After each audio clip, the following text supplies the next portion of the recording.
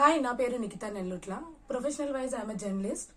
ఈరోజు నేను ఏంటంటే అమ్మ ప్రభావం నా మీద ఎంత ఉంది, అలాగే నా ఆలోచనల మీద, అమ్మ నాకు ఇచ్చే సలహాలు, నా జీవితంలో తీసుకునే నిర్ణయాల్లో అమ్మ ప్రభావం ఎంత ఉందని గురించి చెప్పబోతున్నాను.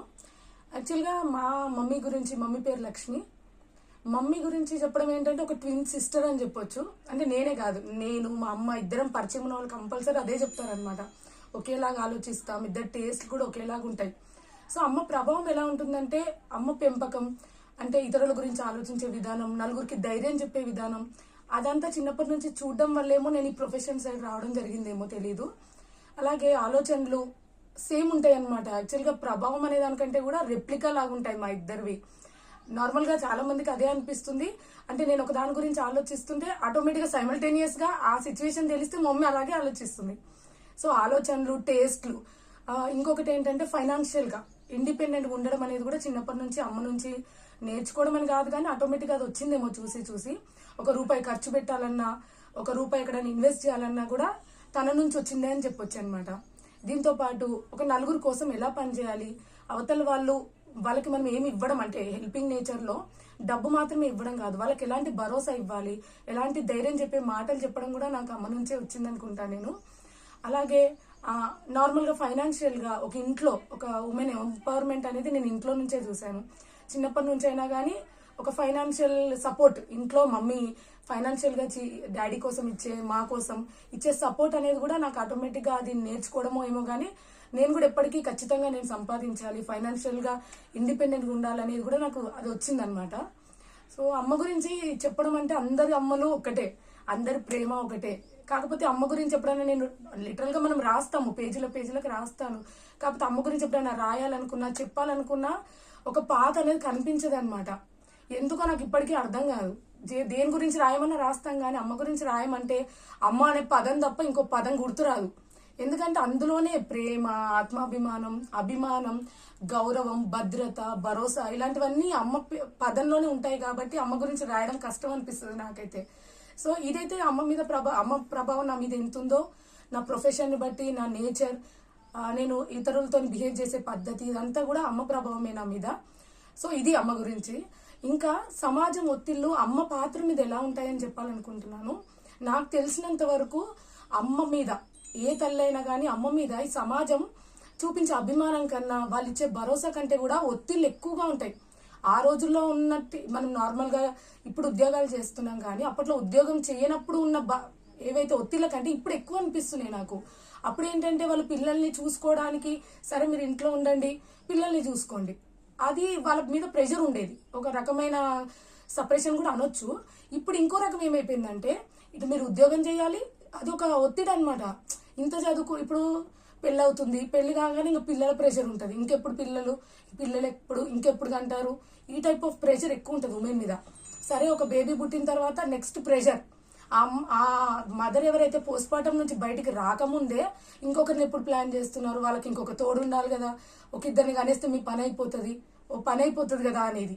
సో ఇది కూడా ఒక రకమైన అమ్మ మీద ప్రెషరే కదా. ఆమె ఫస్ట్ ప్రెగ్నెన్సీ నుంచి కోలుకోవాలి, ఆ పిల్లల భవిష్యత్తు మీద వాళ్ళు ప్లాన్ చేసుకోవాలి, ఈ చాయిస్ కూడా ఉండదు వాళ్ళకి.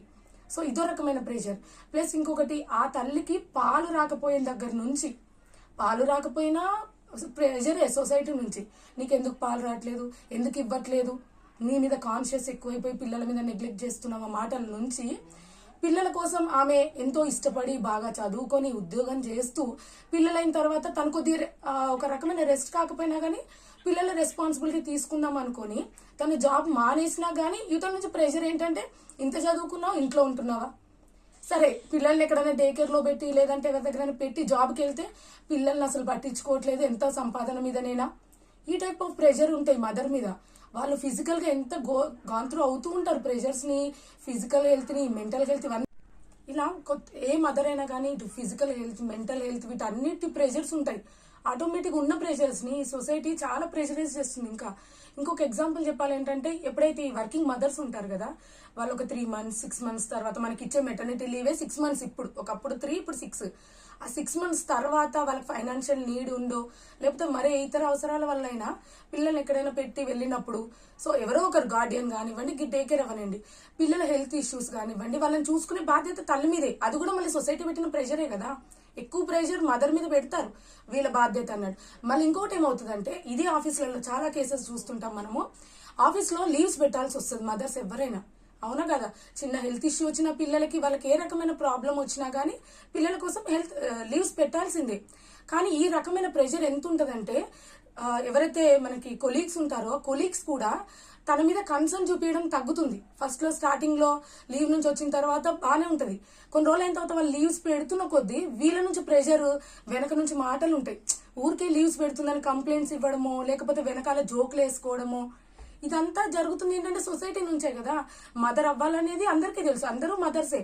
మన మదర్ ఎలాగో రేపు మన మదర్ ఎలాగో, చుట్టూ మదర్స్ ఉన్నాక కూడా ఈ రకమైన ప్రెషర్ మదర్స్ మీద చాలా ఉంటుంది. ముఖ్యంగా చిన్న పిల్లల మీద అయితే చాలా చూస్తుంటాం, వర్కింగ్ మదర్స్ మీద. సో ఇదొకటి, ఈ ప్రెషర్ ఒకటి. ఇంకొకటి ఏంటంటే ఎక్స్పెక్టేషన్స్, ప్రెషర్, ఇవన్నీ కూడా సొసైటీ ఎప్పుడైతే తగ్గిస్తూ ఒక మదర్ని అర్థం చేసుకోవడం అంటే ఏదో ఒక వాళ్ళకి ఏదో హెల్ప్ చేయాల్సిన పని లేదు, మనం సపరేట్గా వెళ్ళి వాళ్ళ పిల్లల్ని పట్టుకోవాల్సిన పని లేదు, మనం వాళ్ళకి ఫైనాన్షియల్ సపోర్ట్ ఇవ్వాల్సిన పని లేదు. తనకి ఎలా కుదిరితే తన హెల్త్ కి, తన బాడీకి, తన మెంటల్ స్టేటస్ కి తగ్గట్టు తన ఎలా పేరెంటింగ్ చేయాలనుకుంటే తనను వదిలేద్దాం. సో అప్పుడే కదా తను తన మదర్హుడ్ ని ఎంజాయ్ చేయగలుగుతుంది. ఈ రోజులో మనమే చూద్దాం, మదర్హుడ్ ని ఎంజాయ్ చేసే వాళ్ళకంటే ప్రెషరైజ్ గా ఫీల్ అయ్యే వాళ్ళు ఎంతమంది ఉన్నారు మన చుట్టూ. ఒకసారి మనం దాన్ని అర్థం చేసుకోవాలి. సో మదర్స్ ని అర్థం చేసుకోవాలి. నాకు మా మమ్మీ గొప్పే, అందరి మదర్స్ గొప్పే, కానీ మదర్స్ అందరూ ఒక్కటే అనే విషయం చాలా మంది మర్చిపోతుంటారు. చాలా కేసెస్ లో చూస్తుంటాం మనం. మా అమ్మ మాత్రం గొప్ప, నేను రేపు బేబీని కంటే నేను గొప్ప. సో మన పక్కనున్న వాళ్ళు కూడా వాళ్ళ పిల్లల్ని కంటారు కదా, వాళ్ళు కూడా గొప్పే కదా. సో వాళ్ళకేం మనం చేయనవసరం లేదు. Let them enjoy there motherhood, let them care their children. అంతేగాని మనం ఎక్స్ట్రా ప్రెషర్స్ ఇచ్చి వాళ్ళకి ఇలాంటివి చేయొద్దని నేనైతే చాలా మందికి వీలైనంత వరకు చెప్తుంటాను, కోరుకుంటాను కూడా. సో ఇంకొకటి ఏంటంటే మదర్స్ అనేది, మదర్హుడ్ ఎంత ఇంపార్టెంటో తెలుసు. ప్లస్ ఇంకొకటి పిల్లల విషయంలో, పేరెంటింగ్ విషయంలో, పిల్లల్ని ఇప్పుడు చూస్తున్నాం అడిక్షన్స్ కానివ్వండి, ఫోన్ అడిక్షన్స్, చిన్న పిల్లలు తినకపోవడం కానీ. సో రకరకాలుగా పిల్లలు కూడా చాలా ఈ జనరేషన్ లో చాలా ఫాస్ట్ ఫార్వర్డ్ పిల్లలు ఉంటున్నారు. ఆ విషయంలో పేరెంట్స్ రెస్పాన్సిబిలిటీ ఉంటది, మదర్ది కూడా ఉంటది. అలా అని ప్రతిదాన్ని మనం బ్లేమ్ చేయలేము, ఎందుకంటే టెక్నాలజీ పెరుగుతుంది. మదర్స్ కూడా నేర్చుకోవాలి. ఇంకా ఒక రకమైన, ఒకప్పుడు పిల్లల్ని ఎలా పెంచేవాళ్ళో ఇప్పుడు అలా పెంచితే సరిపోదు కదా. వాళ్ళు కూడా జరుగుతున్న మార్పులు, వస్తున్న టెక్నాలజీని, వాటి నుంచి పిల్లల్ని కంట్రోల్ చేయాలంటే మదర్ కూడా నేర్చుకోవాలి. తనకు కూడా ఒక పేరెంటింగ్ క్లాసెస్ అవసరం. అది అర్థం చేసుకోకుండా మదర్స్ ని బ్లేమ్ చేయడం, సో మీకు పిల్లల్ని ఇలా వదిలేస్తున్నారు, మీరు సరిగ్గా పెంచట్లేదు, అందుకే పిల్లలు ఇలా తయారవుతున్నారు, ఇలాంటివన్నీ మానేసి మనకు తెలిసిన ఏమైనా టిప్స్ కానివ్వండి, లేదంటే మన నుంచి ఏదైనా హెల్ప్ ఇద్దాం వాళ్ళకి. సో అప్పటికి మదర్స్ కి ప్రెషర్ తగ్గుతుంది. సో సొసైటీలో మదర్స్ అందరు హ్యాపీగా ఉంటారు, వాళ్ళ పిల్లలందరూ మంచిగా రైజ్ అవుతారు కదా. సో ఈ మదర్స్ డే సందర్భంగా నేను మదర్స్ గురించి చెప్పాలనుకుంటున్నాను. ఇంకా మా మదర్ది ఫైనల్ గా మా మదర్ గురించి చెప్పాను కాబట్టి మా మదర్ అని సపరేట్ గా చెప్పాను, ఒక ట్విన్ సిస్టర్ అని చెప్పొచ్చు నాకు. So she's my twin sister, she's my best friend and she's my mother. అందరికీ హ్యాపీ మదర్స్ డే.